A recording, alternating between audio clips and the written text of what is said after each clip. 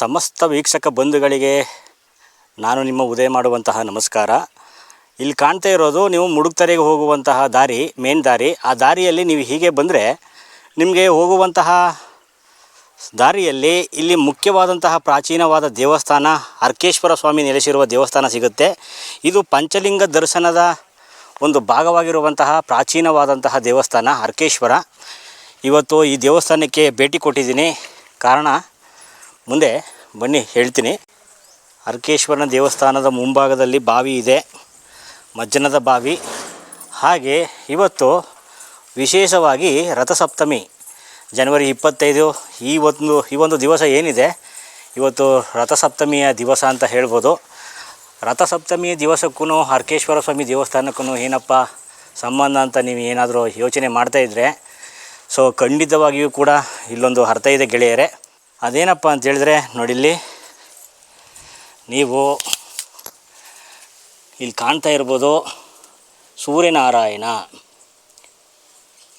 ದರ್ಶನವನ್ನು ಮೊದಲು ಪಡ್ಕೊಳ್ಳಿ.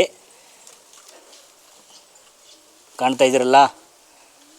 ಇವತ್ತು ರಥಸಪ್ತಮಿಯ ಪ್ರಯುಕ್ತ ಸೂರ್ಯ ಭಗವಾನ್ ಹೆಸರಿನ ಸೂರ್ಯನಾರಾಯಣನ ಈ ಒಂದು ಅರ್ಕೇಶ್ವರ ಸ್ವಾಮಿಯ ಸನ್ನಿಧಾನದಲ್ಲಿ ಪೂಜೆ ಮಾಡ್ತಾರೆ. ಅದಕ್ಕೆ ಸಾಕ್ಷಿಯಾಗಿ ಹಿಂದೆ ನೀವಲ್ಲಿ ಕಾಣ್ಬೋದು ಸೂರ್ಯದೇವ, ಸೂರ್ಯ ಭಗವಾನ್ ಅಥವಾ ಸೂರ್ಯನಾರಾಯಣ ಅಂತ ಹೇಳುವಂತಹ ಸ್ವಾಮಿ ಹಿಂದೆ ಈ ಒಂದು ಸ್ಥಳಕ್ಕೆ ಬಂದು ಇದೇ ಅರ್ಕೇಶ್ವರ ಸ್ವಾಮಿ ಏನು ನೆಲೆಸಿದ್ದಾರೆ ಒಳಭಾಗದಲ್ಲಿ, ಅವರನ್ನು ಕುರಿತು ಸೂರ್ಯನಾರಾಯಣನೇ ತಪಸ್ಸನ್ನು ಮಾಡಿದಂತಹ ಒಂದು ಸ್ಥಳ ಗೆಳೆಯರೆ. ಪುರಾಣ ಪ್ರಸಿದ್ಧವಾದಂತಹ ಒಂದು ದೇವಸ್ಥಾನ ಅರ್ಕೇಶ್ವರ ಸ್ವಾಮಿ ದೇವಸ್ಥಾನ.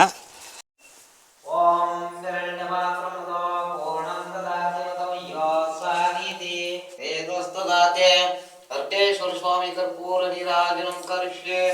ಮಂಗಳಾಯ ಉತ್ತರಾಯ ಸರ್ವೇಶ್ವರಾಯ ಮಹಾದೇವಿತಾಭ್ಯೋ ನಮಸ್ತೆ.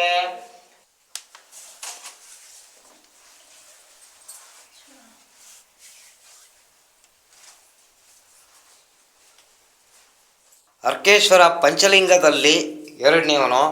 ವೈದ್ಯನಾಥೇಶ್ವರ, ಅರ್ಕೇಶ್ವರ, ಮುರುಳೇಶ್ವರ, ಪಾತಾಳೇಶ್ವರ, ಮುಡುಕುತೆರೆ, ಮಲ್ಲಿಕಾರ್ಜುನ ಐದನೇವನು. ಆದ್ದರಿಂದ ಅರ್ಕೇಶ್ವರ ಎರಡನೇವನು. ಏನಪ್ಪ ಇಷ್ಟು ದೂರ ಅಂತಂದರೆ, ನಾನು ವಿಶೇಷ ಸ್ಥಳದಲ್ಲೂ ಉದ್ಭವ ಆಗಬೇಕು ಅಂತ ತಪಸ್ಸು ಕೂತ್ಕೊಂಡ್ರಂತೆ. ಆದ್ದರಿಂದ ಇದು ವಿಶೇಷ ಸ್ಥಳ ಆದ್ರಿಂದ ಪಕ್ಕದೂರು ವಿಜಾಪುರ ಅಂತ ಹೆಸರು.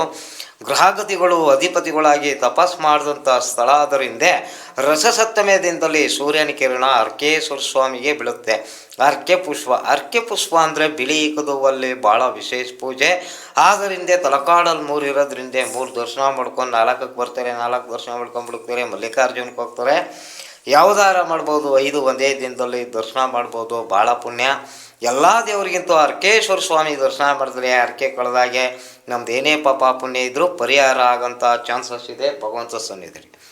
ಓಕೆ. ಅರ್ಕೇಶ್ವರ ಸ್ವಾಮಿಯ ಸನ್ನಿಧಾನದ ಒಳಭಾಗದಲ್ಲಿದ್ದೀನಿ.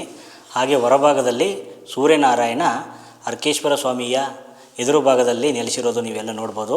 ಇವತ್ತು ರಥಸಪ್ತಮಿಯ ದಿವಸ ಹಿಂದೆ ಸೂರ್ಯದೇವನು ಇದೇ ಸ್ಥಳದಲ್ಲಿ ಬಂದು ಅರ್ಕೇಶ್ವರ ಸ್ವಾಮಿಗೆ ಪೂಜೆಯನ್ನು ಸಲ್ಲಿಸಿ ಗ್ರಹಾಧಿಪತ್ಯ ಯೋಗ ಅಂದರೆ ಗ್ರಹಗಳನ್ನು ಆಳುವಂತಹ ಯೋಗವನ್ನು ಸೂರ್ಯದೇವನು ಈ ಒಂದು ದೇವರನ್ನು ಕುರಿತು ತಪಸ್ಸನ್ನು ಮಾಡಿ ಆ ಅಧಿಕಾರವನ್ನು ಪಡೆದಂತಹ ಸ್ಥಳ. ಅದರ ಸಾಕ್ಷಿಯಾಗಿ ಹೊರಭಾಗದಲ್ಲಿ ಸೂರ್ಯನಾರಾಯಣ ದೇವರ ಉಪಸ್ಥಿತಿಯನ್ನು ಕಾಣ್ಬೋದು. ಆ ಸೂರ್ಯದೇವನೇ ಈ ಒಂದು ಸ್ಥಳದಲ್ಲಿ ಬಂದು ಪೂಜೆಯನ್ನು ಮಾಡಿ ಅರ್ಕೇಶ್ವರರಿಗೆ ಪೂಜೆ ಮಾಡಿರೋದು ಕೂಡ ವಿಶೇಷ. ಇವತ್ತು ರಥಸಪ್ತಮಿಯ ದಿವಸ ಸೂರ್ಯದೇವನ ಪೂಜೆಯು ಕೂಡ ಈ ಒಂದು ಸನ್ನಿಧಾನದಲ್ಲಿ ಆಗಿದೆ ಅಂತ ಹೇಳ್ತಾ ಇದ್ದೀನಿ. ನೀವು ಕೂಡ ನೋಡ್ಬೋದು ಅರ್ಕೇಶ್ವರ ಸ್ವಾಮಿಯ ಒಂದು ಉಪಸ್ಥಿತಿಯು ಕೂಡ ಇದೆ. ತುಂಬ ಪ್ರಾಚೀನವಾದಂತಹ ದೇವಸ್ಥಾನ. ಪಂಚಲಿಂಗ ದರ್ಶನ, ತಲಕಾಡಿನ ಪಂಚಲಿಂಗ ದರ್ಶನ ಮಾಡುವಂತಹ ಸಂದರ್ಭದಲ್ಲಿ ನೀವು ಅರ್ಕೇಶ್ವರ ಸ್ವಾಮಿಯ ಸನ್ನಿಧಾನಕ್ಕೂ ಕೂಡ ಬರಬೇಕು. ಇದು ಕೂಡ ಆ ಪಂಚಲಿಂಗ ದರ್ಶನದ ಒಂದು ಭಾಗ ಅಂತ ಹೇಳ್ಬೋದು ಗೆಳೆಯರೆ. ಹಾಗೆ ನೋಡಿ, ಇಲ್ಲಿ ಕಾಶಿ ವಿಶ್ವನಾಥ ರಥಸಪ್ತಮಿಯ ದಿವಸ ಸ್ವಾಮಿಗೆ ಕಾಶಿ ವಿಶ್ವನಾಥನನ್ನು ಇಲ್ಲಿ ಪೂಜೆ ಮಾಡಿದ್ದಾರೆ. ಕಣ್ಣು ತುಂಬ್ಕೊಳ್ಳಿ, ಹಾಗೆ ಆಶೀರ್ವಾದವನ್ನು ಪಡ್ಕೊಳ್ಳಿ. ಇದು ಕಾಶಿ ವಿಶ್ವನಾಥ. ಎರಡನೇದು ಇಲ್ಲಿ ನೀಲಕಂಠೇಶ್ವರ ಸ್ವಾಮಿ ಅಂತ ನೋಡ್ತಾ ಇದ್ದೀರಾ ನೀವು. ಈ ಒಂದು ಲಿಂಗ ಬಂದು ನೀಲಕಂಠೇಶ್ವರ ಅಂಥೇಳಿ. ಈ ಸ್ವಾಮಿಯ ಆಶೀರ್ವಾದವನ್ನು ಪಡ್ಕೊಳ್ಳಿ. ಚಂದ್ರಮೌಳೇಶ್ವರರ ಒಂದು ಉಪಸ್ಥಿತಿಯೂ ಕೂಡ ಇದೆ, ಕಾಣ್ಬೋದು. ಇಲ್ಲಿ ಮಹೇಶ್ವರ ಸ್ವಾಮಿಯ ಲಿಂಗವನ್ನು ಕಾಣ್ತಾ ಇದ್ದೀರಾ. ಇದು ಒಂದು ಮಹೇಶ್ವರ, ಕಾಶಿ ವಿಶ್ವನಾಥೇಶ್ವರ, ಶ್ರೀ ನೀಲಕಂಠೇಶ್ವರ, ಚಂದ್ರಮೌಳೀಶ್ವರ, ಶ್ರೀ ಮಹೇಶ್ವರ, ಹಾಗೆ ಮುಖ್ಯ ಒಳಗಡೆ ಶ್ರೀ ಅರ್ಕೇಶ್ವರ ಸ್ವಾಮಿಯ ಉಪಸ್ಥಿತಿ ಇದೆ.